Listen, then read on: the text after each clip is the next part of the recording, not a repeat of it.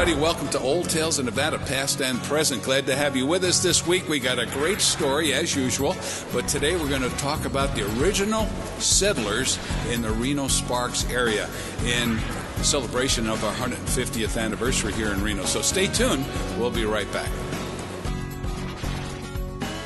Hi, I'm Hugh Roy Marshall from the Marshall Mint, Virginia City and Reno, Nevada. Come to introduce you to the Let 'em Run Wild Horse Mustang series, which depicts the wild Mustangs herd running free, mare and its foal, the wild Mustangs fighting for love. These ingots are a limited edition double-struck product on 1 troy ounce 3-pine silver and are only available at the Marshall Mint, Virginia City or Reno, Nevada. Get your piece of history today. All of us at Shoeman's Custom Cycle are ready to get you and your Harley ready for the road. From oil and tire changes to high-performance engine upgrades and dyno tuning, we at Shoeman's have got you covered with experienced factory-certified mechanics and a full-service machine shop loaded with parts and accessories. Shoeman's Custom Cycle has been serving Northern Nevada since 1988, so ride on down to Shoeman's Custom Cycle at 275 East 4th Street in downtown Reno. Shoeman's Custom Cycle, we're the biker's bike shop.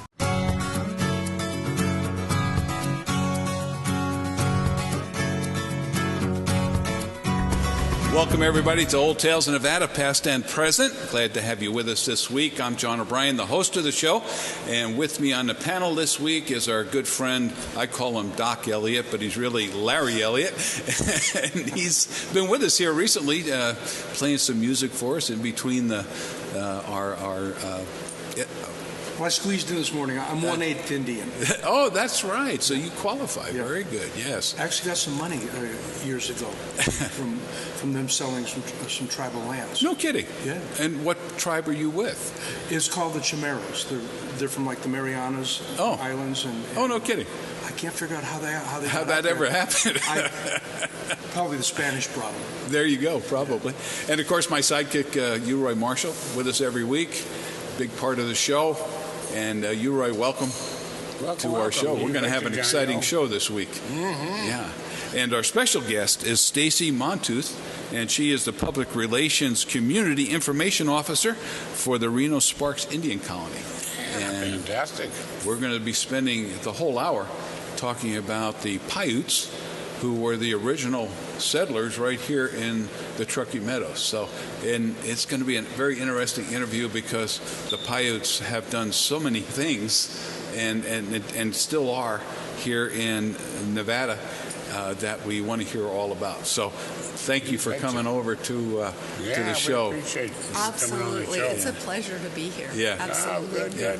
Yeah, we're sitting here in Roy's pool room, and I always say this is a $4 million room.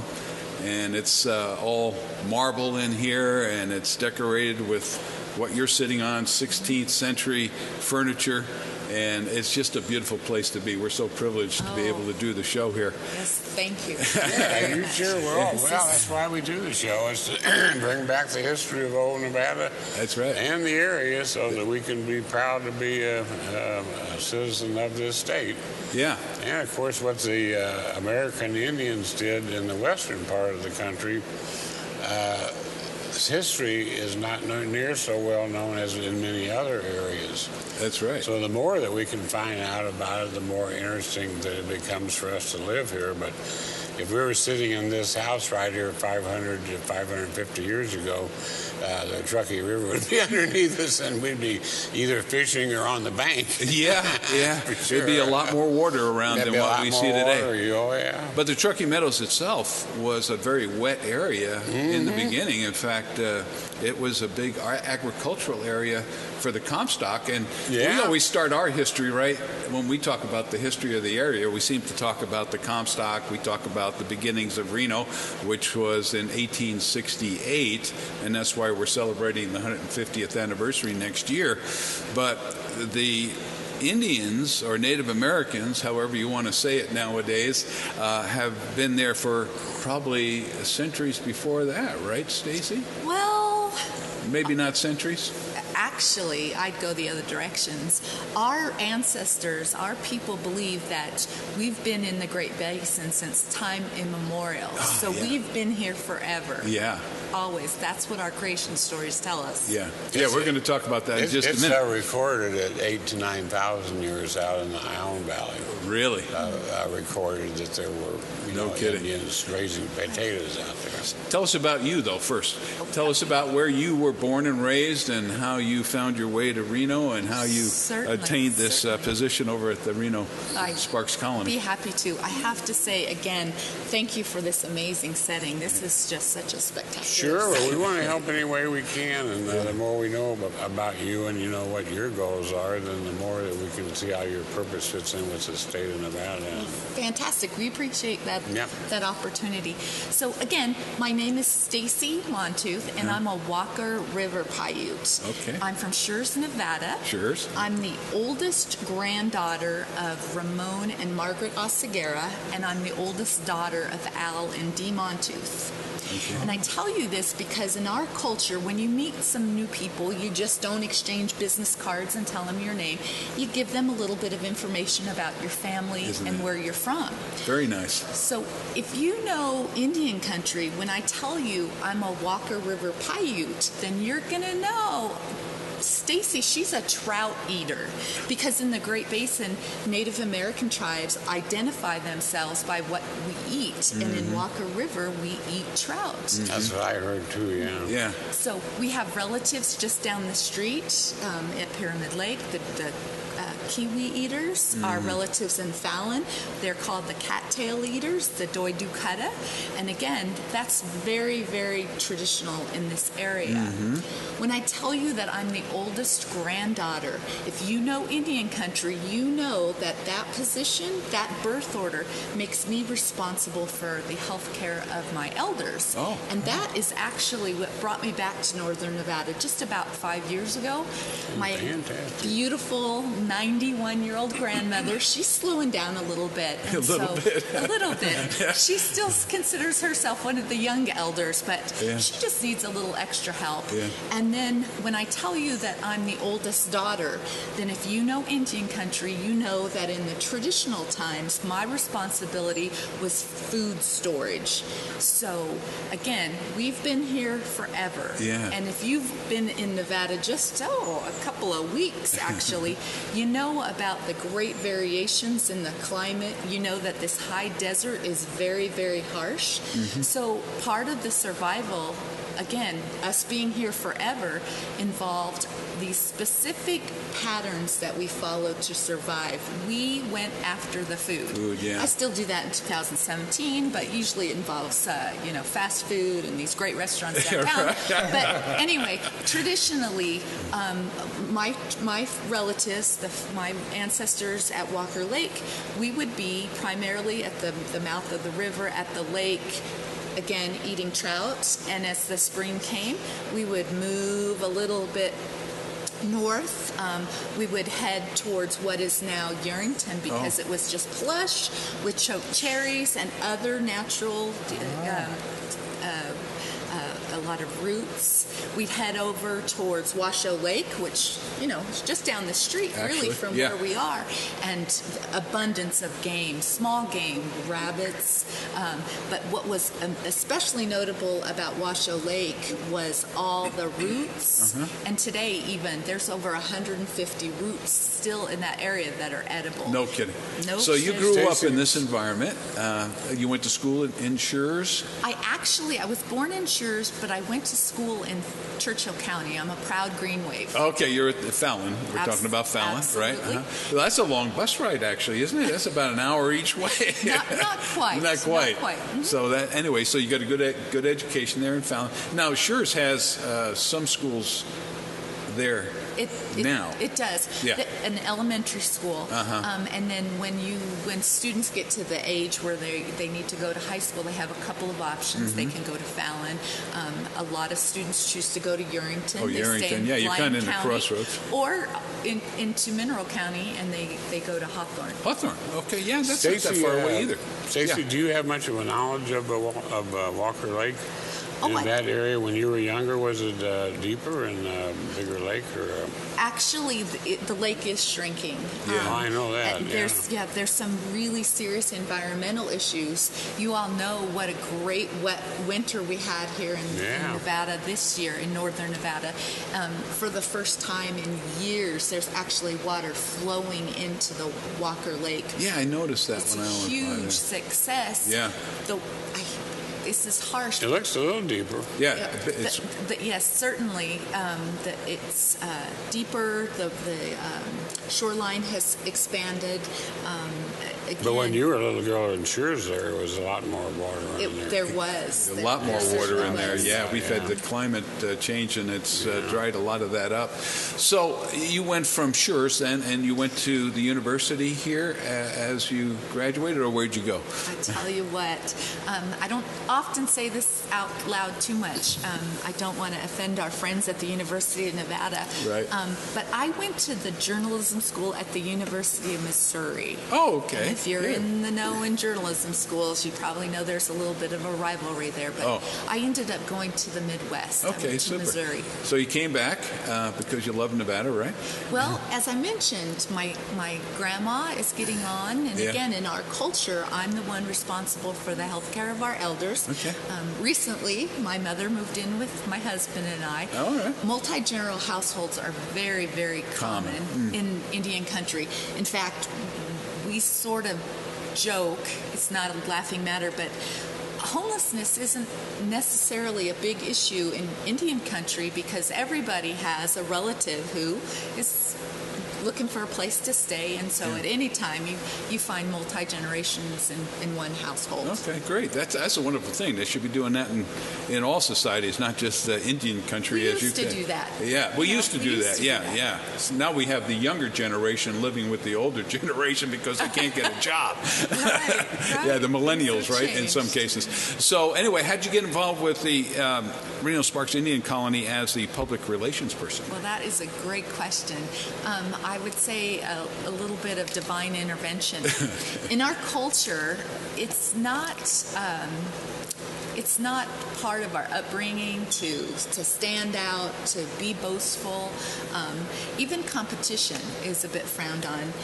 If you're really good at something, you just don't want to stand out too much. Okay. It's a core belief that our society is about the whole. Mm-hmm. So actually, my daily job, public relations, which is to promote the Reno Sparks Indian Colony, is really in direct conflict with my upbringing.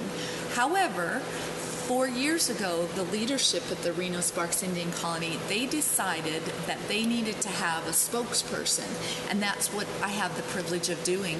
There are no other tribes in the Great Basin in the state of Nevada that have a public relations person. Super. But our leadership felt that it was a two-pronged approach. First of all, we needed to make sure that our stories weren't overlooked. Right. But the second thing is we wanted to make sure they were accurate. So I have that great privilege and responsibility. So here we have you here, and this is what you're going to do is tell us about the history of the Paiutes in northern Nevada, and we look forward to all of that. So we're going to do that right after we come back from this break on Old Tales of Nevada, past and present.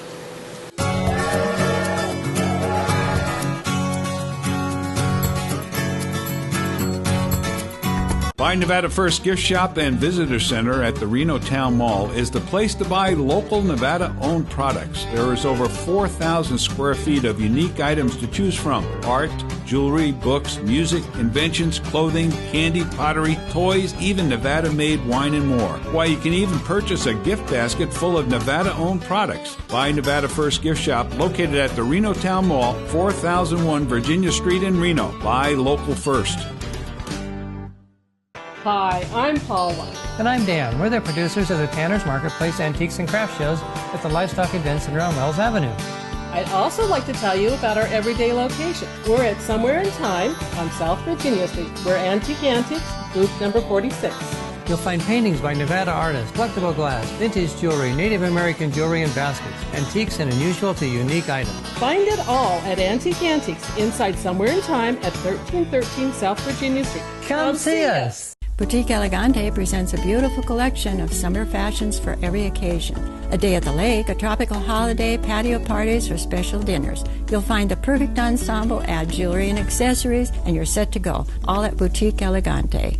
Somewhere in Time is the place to find what will be treasured for all time. A store full of the unexpected, with a large selection of beer and sports memorabilia, vintage toys, casino and brothel memorabilia, vent and glassware, Disney collectibles, historic comic books, jewelry, a great selection of vintage neon, new and enlarged collections throughout the store. Have fun with the whole family. Check out all the inventory in the store. Find the unexpected that will be treasured for all time at Somewhere in Time on South Virginia in Reno.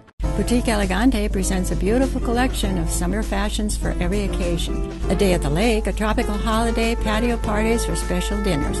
You'll find the perfect ensemble, add jewelry and accessories, and you're set to go. All at Boutique Elegante.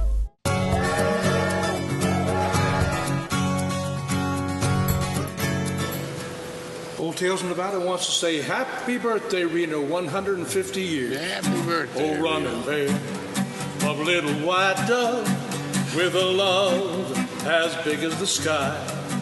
Running babe, love little white dove with a love that would never die. Oh, running babe, love little white dove with a love as big as the sky. Oh, running babe, love little white dove with a love that would never die. Larry Elliott, all right. Thank you, Larry. And I want to say that I specifically asked her if she would be offended if we sang that. Running Bear. No, that's an old classic right there, for sure. It's a beautiful love story. It's a beautiful. Really is. It is a beautiful love story. He jumped in the water to save her. Yeah. Unfortunately. Hey, wait a minute. Oscar, Susan. All right. So we're back here on Old Tales of Nevada, past and present, and we have Stacey Montes with us. She's the Public Relations Director and Community Information Officer for the Paiute Washoe Tribe Band. Would you call yourself a band or a tribe at this point? Well, we at the Reno Sparks Indian Colony refer to ourselves as three nations, one tribe, because we actually have Paiute, Shoshone, and Washoe people at the Reno Sparks Indian Colony. I got it. So all those great things you said about the Paiute people definitely can be extended to the Shoshones and the Washoes Indian nation as a whole. Absolutely. Right, absolutely. So in our first segment, you said that you were in the Truckee Meadows forever. Absolutely. Okay. Now there's a story about how the Paiutes came to the earth, right? Mm-hmm. And there's the southern Paiutes and the northern Paiutes, and altogether it's a huge number of people, right? So tell us the story that the Paiutes have about how the individuals in the tribes and bands were distributed on the earth. Right. Well, there are some variations on this story, but again, we've been here forever, and our ancestors have been here so long that they used to talk to the animals. And so two of our close relatives, the coyote and the wolf, and the coyote still is a bit of a trickster. We've always had that kind of relationship with the coyote. And so what happened one day was our friend the wolf was gathering all the people, and he was, again, as you said, going to disperse them throughout the Great Basin, actually all the way down through what is now North America. Mm-hmm. So he collected all the people, put them in a big, huge water jug, and unfortunately, the wolf turned his back, and that tricky coyote just grabbed that water jug and started pulling it away. Yeah. And so the coyote ended up pulling that water jug all the way from what is now northern Nevada all the way down to the Vegas area. Mm-hmm. And what happened was all those people that he had put into that water jug started sliding out of the opening. So today, if you look closely, most of the Paiute people, the northern Paiute people, are a little taller, a little slender, and that's because they were able to escape and come out of that mouth of that water jug first. Okay. The farther south you go, our Paiute friends, they get a little shorter and a little square. Really? So Okay, I didn't know that. the coyote, that trickster. What happened to that coyote? Oh, he's still around. He's still around. He's still around. Okay, yeah. very good. We got to keep an eye on him. Yeah. So there was always this. Would that be a religious sort of belief, or just a legend? I mean, how seriously do the Paiute people take that story? Well, again, as we were talking earlier, with all stories, there's a little embellishment, some words change, but we consider our creation stories very seriously. But we do have, several other legends and stories. That's how we preserved our history, by telling those stories. I think, like a lot of great works of literature, you have to dig deep and find a bigger meaning. And all of our stories, just like the great novels, they had a theme, they have a cast of characters. So there's a lot into it. And sometimes the message is much deeper than the fact than the actual story itself. Yeah, exactly. Yeah. We were up at the Pyramid Lake tribe, and we were talking with one of the elders up there, and they're very in tune with nature around Pyramid Lake, and because they're so in tune with the nature up there and with their ancestors who they think are going to come back at some point, that is the reason that they don't develop the lake like they would, say, Lake Tahoe, because they figure when the ancestors come back, they want to see the Pyramid Lake like it was when they left. Absolutely. Right? Isn't that the way they think? It's very interesting. You know, there are this changes quickly, but there are about 560 some odd federally recognized tribes. I often tell people there are more Indian tribes in the country of America than there are countries on this planet. Now, every one of those tribes has their own language. They eat their own specific foods. So they're all very unique. They have their own songs, their own dances. However, there are two things that connect all of the Native American tribes, and that is our connection to our environment, and that is often spiritual, like our relatives at Pyramid Lake, and then our origin stories, the fact that we've been here since time immemorial, and then we have progressed through contact, or the non-Indians coming to this continent. Right. So here you were. There was the Paiutes, and there were probably many other Indian nations as well that populated the Great Plains, right, or the Great Basin, and had fairly peaceful relationships between the different nations, right? I mean, there wasn't a lot of Indian wars between each other in ancient times, right? No. In fact, if you, the Department of Education for the state of Nevada, the Indian Education Office, has actually come up with a map of what we consider the original territories. And unlike in the country today, borders weren't solid. In fact, a lot of times, the Shoshones would hunt in what might traditionally be considered Paiute country, or the Washos. You know, we think of the Washos, we think of Lake Tahoe, but the Washos came down into the Truckee Meadows as well. So there was a lot of overlap. So that was nice. So they could, if you needed meat, you could go over to somebody else's territory and hunt with them. Absolutely. I guess they call it a communal hunt, right? Absolutely. Yeah. There's evidence that our trading actually expanded beyond the Great Basin. There are historic relics and archives where items have been found and saved that indicate that the Paiute Indians went as far as the California coast. Oh, wow. Again, back in the day, we couldn't run to Walmart. You know, if you needed something that your direct environment didn't provide for you, whether that was food or, you know, rabbits for clothing.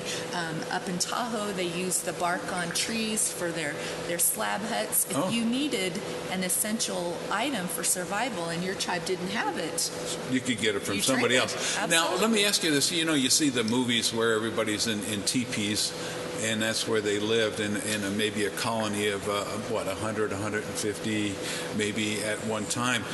But is that always the case? Like the Paiutes, did they live in what the traditional teepee would look like, or did they have sod huts and things like that? That's a great question, and I'm really grateful that you asked me that. I think our friends in Hollywood have maybe done us a bit of a disservice. For sure. You know, on one hand, gosh help me, was it 25 years ago, Dances with Wolves came out? Yes, right. And in a way, it was huge because there was such a cultural awareness about Native Americans. But on the other hand, my relatives never have eaten buffalo. Yeah. We've never lived in a teepee. Right. Again, one of the commonalities of the 560 some odd tribes is that they're connected to their environment. Mm-hmm. And traditionally, you used whatever you had around to survive. So in the Great Basin, what do we have in abundance here? Sagebrush. So our relatives would actually build shelter out of sagebrush. Wow. Again, our relatives in Fallon, they had abundance of tules in the Stillwater marshes. They would make boats from the willows. Really? So, wow. Absolutely. So you use what you know the Creator gave you, whatever was in very your talented vicinity. craftspeople. Absolutely. The Paiutes, they're very well known for that, aren't they? The Washoe people are famous for their basket making. Yes. And it's interesting that, you know, our relatives used baskets for practical purposes. They had to have it for water. Mm-hmm. They had to have baskets to cook. They had to have baskets to carry things.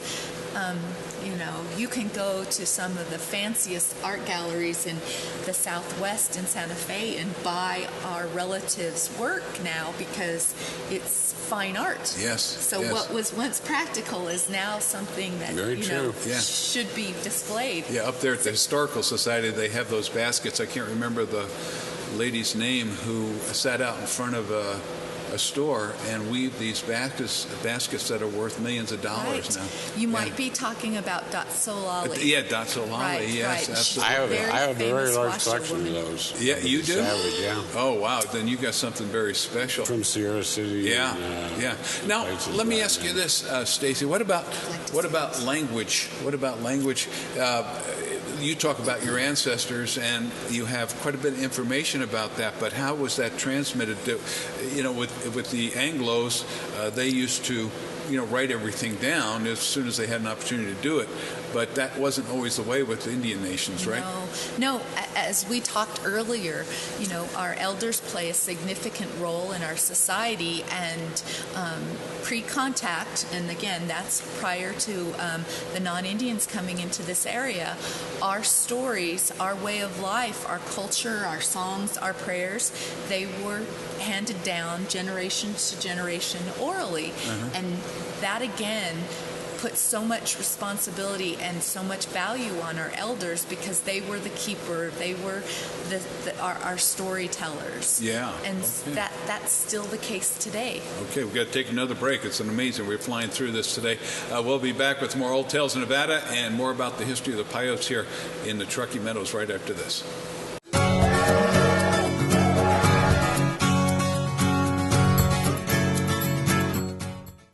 Boutique Elegante presents a beautiful collection of summer fashions for every occasion. A day at the lake, a tropical holiday, patio parties, or special dinners. You'll find the perfect ensemble, add jewelry and accessories, and you're set to go. All at Boutique Elegante. Hi, I'm Chris from Past Time at Somewhere in Time. Are you looking for that one-of-a-kind gift that you can't find in the big department store? I have something for all occasions. Got stuff? Need to know whether or not it has value or how to sell it? We can help with that too. Come and see me Tuesday or Wednesday at Pastime in Somewhere in Time at 1313 South Virginia Street in Reno. Just ask for Chris. All of us at Shoeman's Custom Cycle are ready to get you and your Harley ready for the road. From oil and tire changes to high-performance engine upgrades and dyno tuning, we at Shoeman's have got you covered with experienced factory-certified mechanics and a full-service machine shop loaded with parts and accessories. Shoeman's Custom Cycle has been serving Northern Nevada since 1988. So ride on down to Shoeman's Custom Cycle at 275 East 4th Street in downtown Reno. Shoeman's Custom Cycle with a biker's bike shop.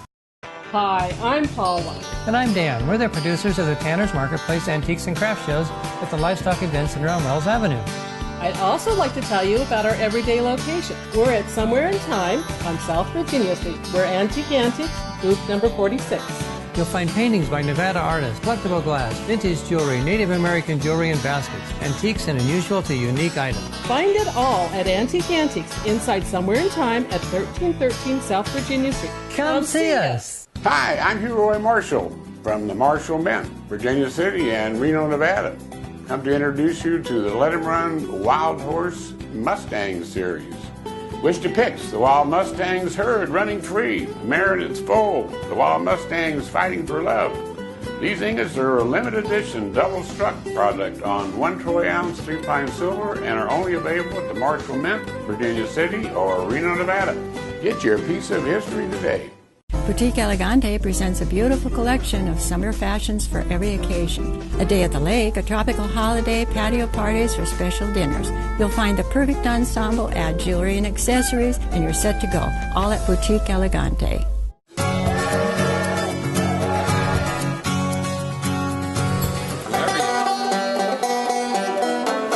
Well, I went down south for to see my gal singing Polly Wolly Doodle all day. My gal, she is a spunky gal singing Polly Wolly Doodle all day. Fairly well. Fairly well. Fairly well. Fairly well. Fairly well, my fairy fay. I'm going to Louisiana for to see Miss Louisiana singing Polly Wolly Doodle all day. Mr. Lake used to sing that as people would cross the bridge to give him a dollar. You know? That's right. I didn't know that. A piece of history that just came to light here. Very good. Larry Elliott, our Doc Elliott, for the show. Remember the old Johnny Carson show? Absolutely, yeah. It's on reruns. That's right. And always used to interview or introduce the show with Doc. Yes. Yeah. I don't have a loud coat like Doc used to. Yeah, well, you're doing all right. All right, we're here with Stacey Montes. She's our special guest today. And as usual, Roy Marshall, and our musical entertainment for today provided by Larry Elliott. And glad to have everybody here. I'm John O'Brien, the host. So we've been talking about the Paiutes and the Great Basin and the great life they had, really. Very structured in many ways, very social, very civilized in the way that they took care of each other and the communal way that they operated. But that didn't last forever because you had contact. I like that term you used. Tell us what that means in Indian Nation. Right. We refer to the non-Indian arrival as contact. And there are certainly things in American history books that outline dates and times. Specifically, we have the Donner Party, right. One of the most famous historic marks in the state of Nevada.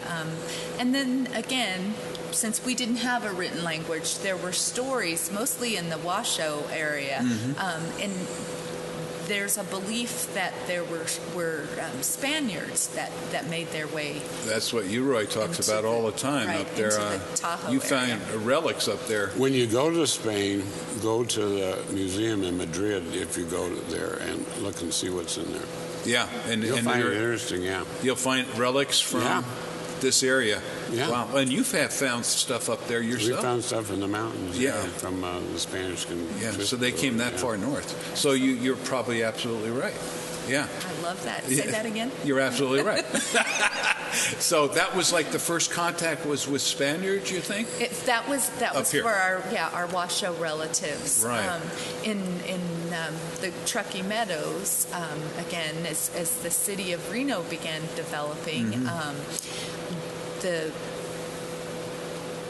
travel patterns, as we talked about, how our relatives followed the food, they couldn't do that anymore. Right. And I often mentioned that the whole concept of private property ownership, even today, is a bit foreign to Native Americans. Mm-hmm. Our people look at property, at land, it's Mother Earth, Mm-hmm. it's part of our planet, it's a natural resource. Sure. Just like water, just like the air, we see it in great abundance, Uh-huh. and the idea that someone can own it Right. just doesn't work with our culture. It doesn't work with the way we were raised. So that created all this friction between not only Spaniards but the Europeans as they came on board, right? It did. And again, because our ancestors were following the food, they weren't homesteaders. They didn't put up permanent structures like Right. Americans do today, and actually the new settlers did in the mid 1850s. Right. So that led to a lot of confusion because the non-natives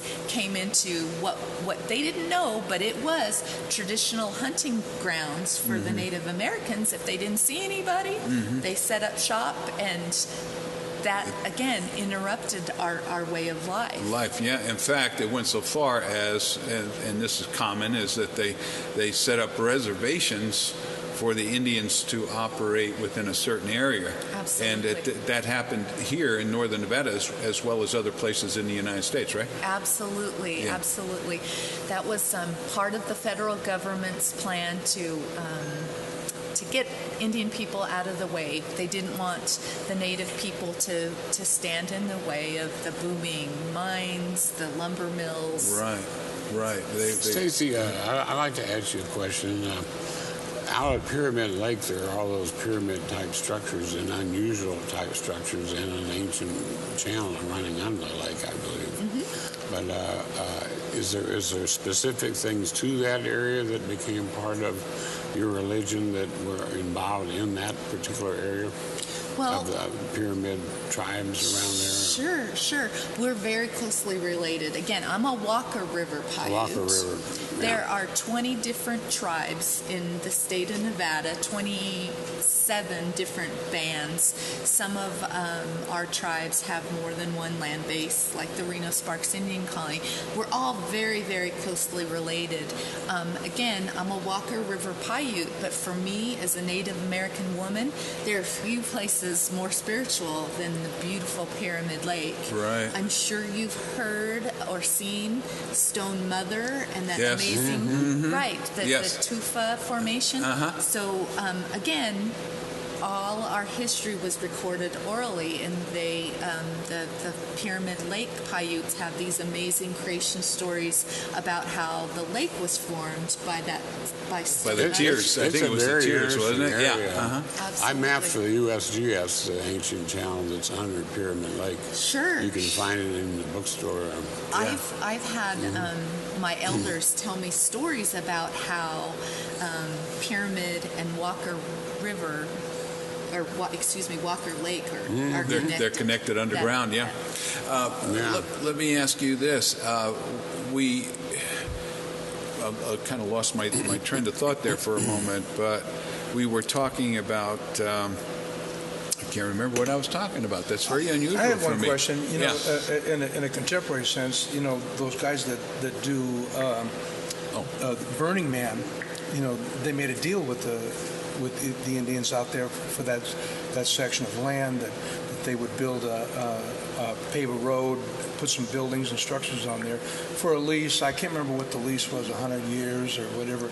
And in exchange, the Indians would acquire all these buildings and all these other plus their annual stipend, for. Have you heard anything about that at all? Or? Well, I'm not an expert on the economic development or business enterprises for the Pyramid Lake tribe, but I can tell you that for all 20 Nevada tribes, we have an amazing compact with the state of Nevada.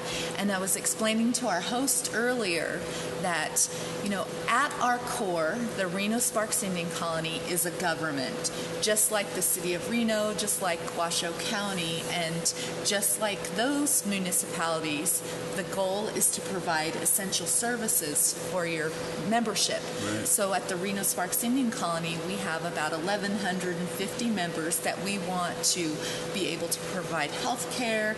We want to provide good streets. We want to be able to provide law enforcement, public works. The difference between tribal governments and, again, the city of Reno, the city of Sparks, other municipalities, is that we don't tax our citizens. So we don't have an automatic tax base to pull from to build a school, to build a hospital. So again, tribal governments are different in that they have to operate as almost a for-profit business. And I think that connects to what you were saying about the possibility that the Pyramid Lake Tribe is working with the Burning Man Association to have a mutually beneficial relationship, whether that's with, economic development or, straight out donations. Yeah. Is Burning Man the playa? Is that part of the reservation? No, it's Black Rock? Right. It's my understanding where Burning Man takes place is on federal land, BLM the second land, one was going to be a moon festival, I think it is, or something. But I have a question for you. I know what I was going to get at before. You have the Pyramid Lake Tribe who owns Pyramid Lake. That's all their part of their reservation, right? Correct. And you have the Walker Lake Tribe, and they have all of Walker Lake, which is quite a bit of land to operate with. But for the Washoe Colony, it's a very small parcel. It's only like 20 acres where you have everything located. Why wasn't Washoe given more territory on the Truckee Meadows, for example? Well, that's a great question. Let me go back just a bit. Again, I'm a Walker River Paiute, and our boundary actually goes to the shoreline of the lake.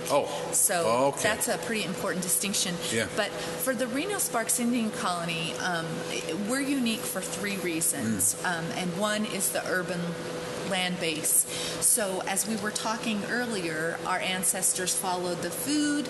That lifestyle was interrupted after contact. So I sometimes say that the members of the Reno Sparks Indian Colony were the first commuters.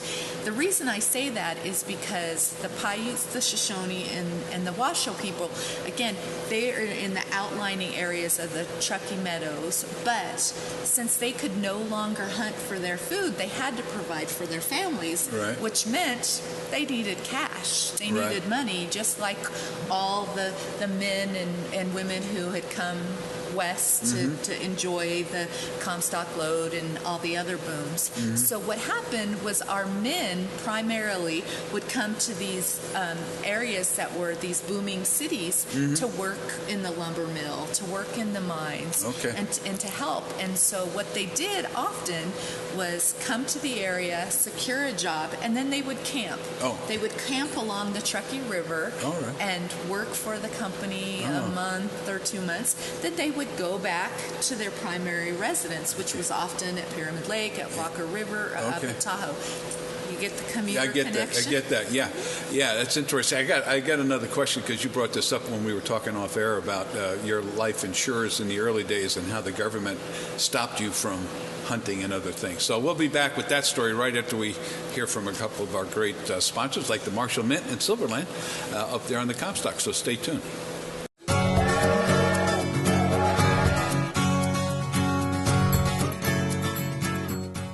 You have got to come and see our bridal designer collection here at Precision Diamonds. We bought our building, lower the overhead. That means everyday low prices to you. Hi, I'm Hugh Roy Marshall from the Marshall Mint, Virginia City and Reno, Nevada. I'm to introduce you to the Let 'em Run Wild Horse Mustang series, which depicts the wild Mustangs herd running free, mare and its foal, the wild Mustangs fighting for love. These ingots are a limited edition double-struck product on 1 troy ounce 3-pine silver and are only available at the Marshall Mint, Virginia City, or Reno, Nevada. Get your piece of history today. Buy Nevada First Gift Shop and Visitor Center at the Reno Town Mall is the place to buy local Nevada-owned products. There is over 4,000 square feet of unique items to choose from. Art, jewelry, books, music, inventions, clothing, candy, pottery, toys, even Nevada-made wine and more. Why, you can even purchase a gift basket full of Nevada-owned products. Buy Nevada First Gift Shop located at the Reno Town Mall, 4001 Virginia Street in Reno. Buy local first. Boutique Elegante presents a beautiful collection of summer fashions for every occasion. A day at the lake, a tropical holiday, patio parties, or special dinners. You'll find the perfect ensemble, add jewelry and accessories, and you're set to go. All at Boutique Elegante. You have got to come and see our bridal designer collection here at Precision Diamonds.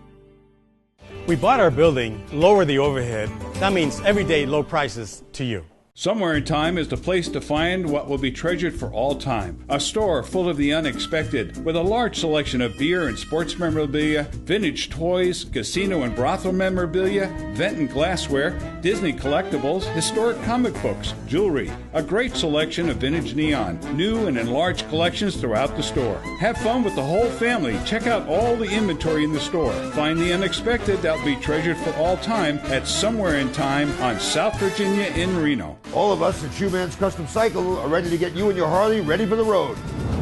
From oil and tire changes to high-performance engine upgrades and dyno tuning, we at Shoeman's have got you covered with experienced factory-certified mechanics and a full-service machine shop loaded with parts and accessories. Shoeman's Custom Cycle has been serving Northern Nevada since 1988. So ride on down to Shoeman's Custom Cycle at 275 East 4th Street in downtown Reno. Shoeman's Custom Cycle with a biker's bike shop. You have got to come and see our bridal designer collection here at Precision Diamonds.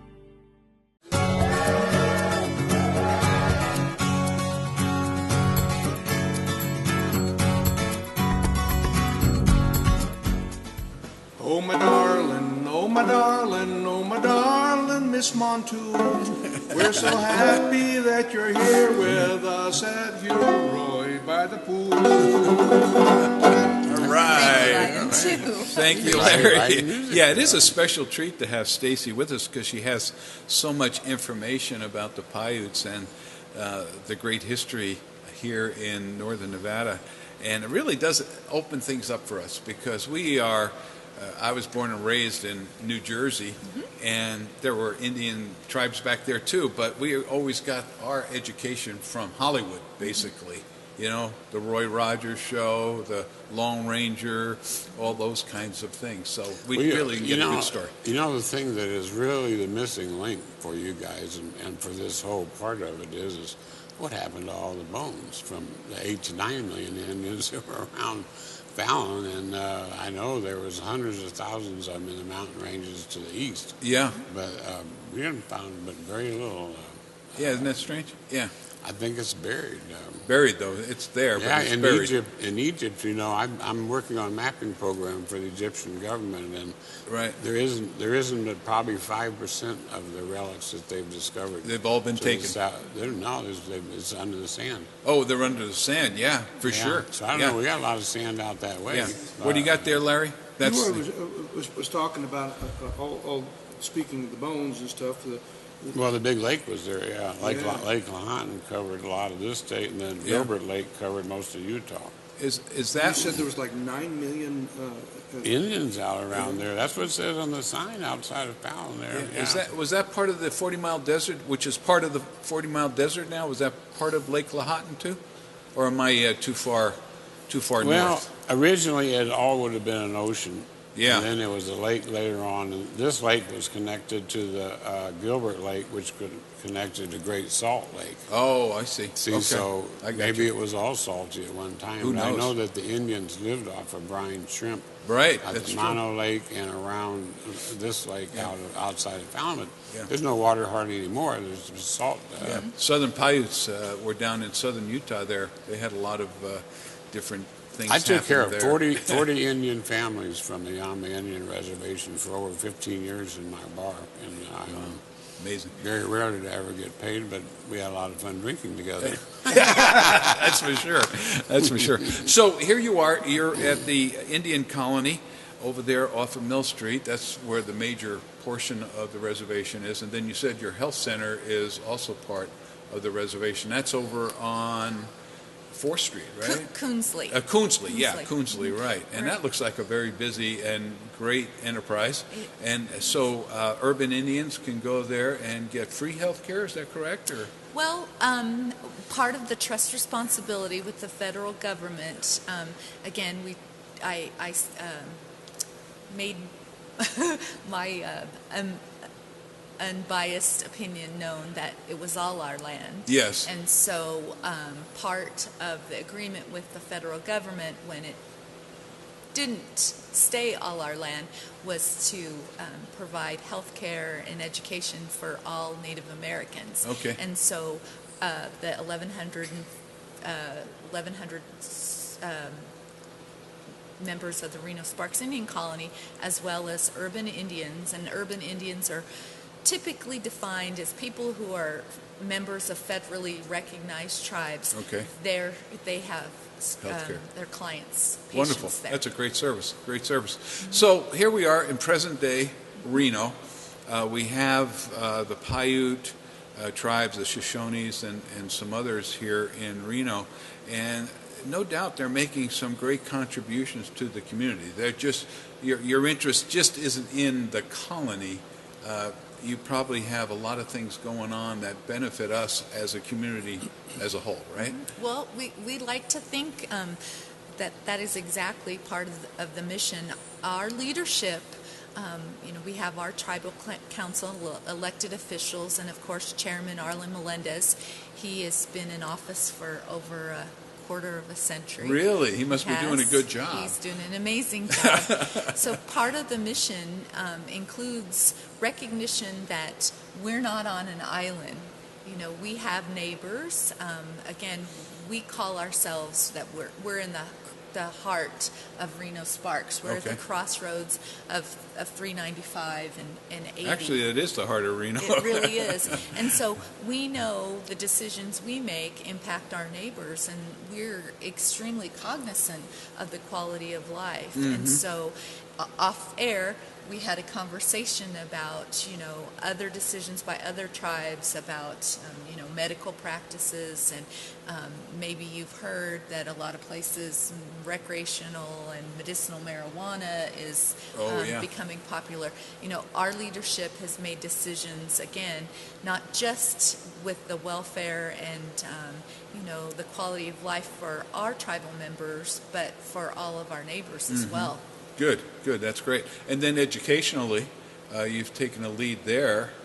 Although there's been some great individuals in history that have really put the Paiute Nation on the map, right? Absolutely, absolutely. Go ahead, tell us about a few of them. Well, off air, we were talking about Sarah Winnemucca, clearly one of the most notable and historic figures in not just Native American history, but in the history of Nevada. She was a true believer in education, and she created a school for Native Americans, and it was much more in keeping with the European idea of a classroom and students sitting in desks and learning from instructors.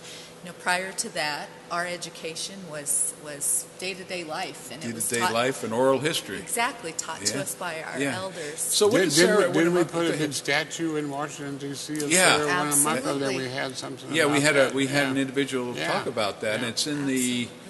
It's in the rotunda, isn't it? Right, the Capitol Building rotunda. That's fantastic, She's also recognized, of course, right down the road in Carson City. Yeah, is that where she did her work, was done in the Carson City area? Primarily, in the Pyramid Lake area. Oh, Pyramid Lake area, yeah, okay. And she traveled to what is now California, but in the traditional northern Paiute territories. Okay, very good.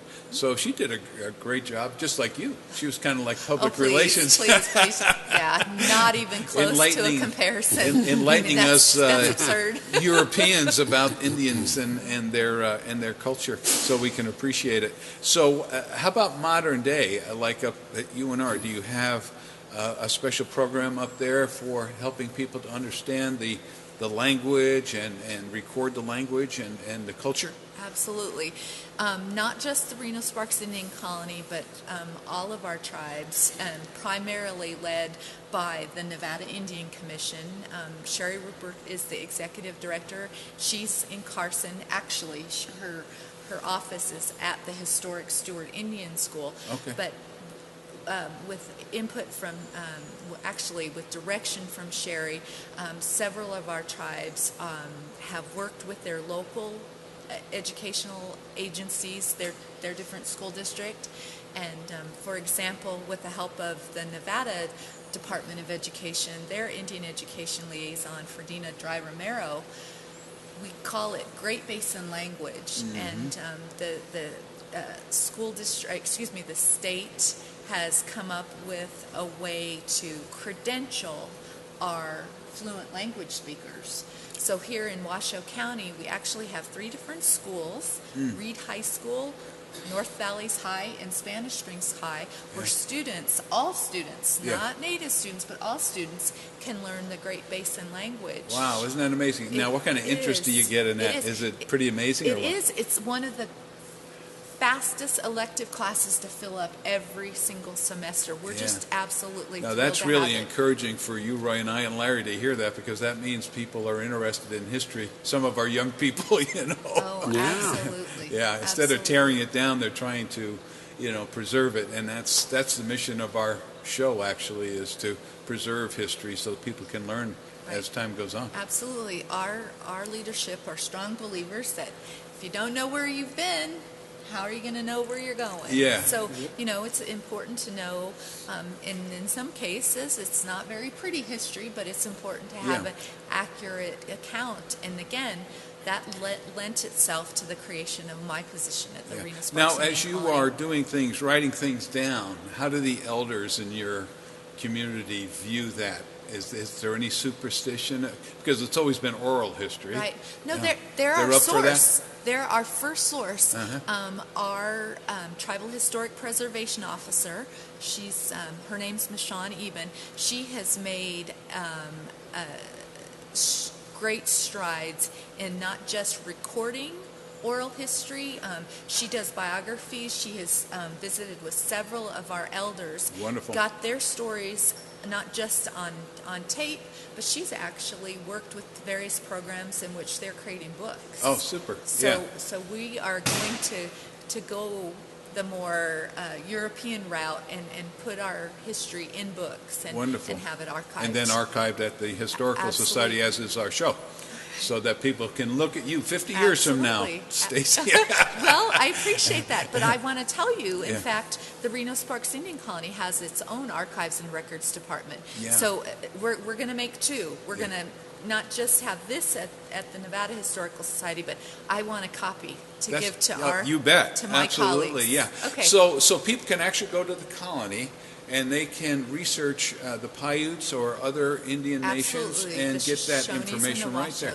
Well, that's wonderful. Well, listen, we're about out of time. We're getting there pretty quick, and we don't want to leave without thanking you for being here with us. If they want to contact you, Stacey, how do they do that? Well, 2017, we have our website. It's www.rsic, which is for RENO SPARKS Indian Colony. Okay. Pretty much anything related to natives. If you put it in that Google machine, you're going to land with some kind of information about the tribe. And your office is located at the headquarters over there, off of Mill Street. I forget what street it's on. We're at 34 Reservation Road, right between Mill and 2nd. Yeah, so feel totally comfortable about going there. Anybody's welcome, and just ask for you. Or there's 2 wonderful people, at least, at the desk there as you walk in. You know that from experience. Absolutely, absolutely. So thank you, and thank Larry, thank you, Roy. Thank our audience for being with us this week. It's been a great story in celebration of our 150th anniversary here for Reno, Nevada. So look forward to another episode next week. We look forward to seeing you. In the meantime, have a great Nevada day, and we'll be back with another episode of Old Tales in Nevada, past and present. Good.